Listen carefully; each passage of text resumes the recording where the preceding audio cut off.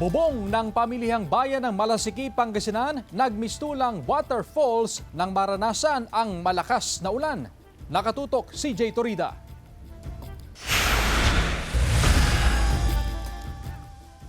Kuha ang video na ito sa pamilihang bayan ng Malasiki, Pangasinan, Hunyo noong nakaraang taon. Dito lang linggo, naulit ang pangyayari ng mangmistulang waterfalls ulit ang buhos ng ulan sa loob ng pamilihang bayan. Kaya ang diskarte ng ilang negosyante, Naglagay ako ng mga plastic dito, sir. Itong mga para kung sakaling maulit uli, dumiretso dito sa plastic, hindi na uli mabasa itong mga case namin dito.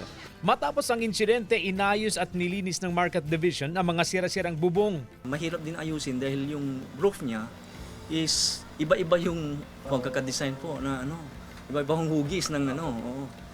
Kaya nahihirapan din sila sa paggawa ng mga ganun na gutter din. Pero may mangilan-ilan pa rin tumutulong tubig sa loob ng palengke tuwing umuulan.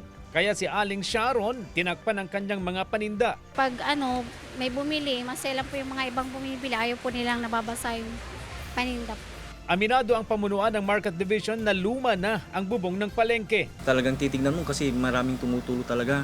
Yes, sir. Nakadesign po kasi itong palengke namin sa medyo kaunti lang na volume na ulan. Opo. Oo. Dapat sana, sabi ng engineering, dapat ayusin na po yan. Yes. Ayusin, baguhin na po lahat, sana. May plano rin daw ang lokal na pamahalaan na ayusin o palitan ng bago ang palengke ng bayan. Kasama si Ron Taniedo, CJ Torida, One North Central Luzon.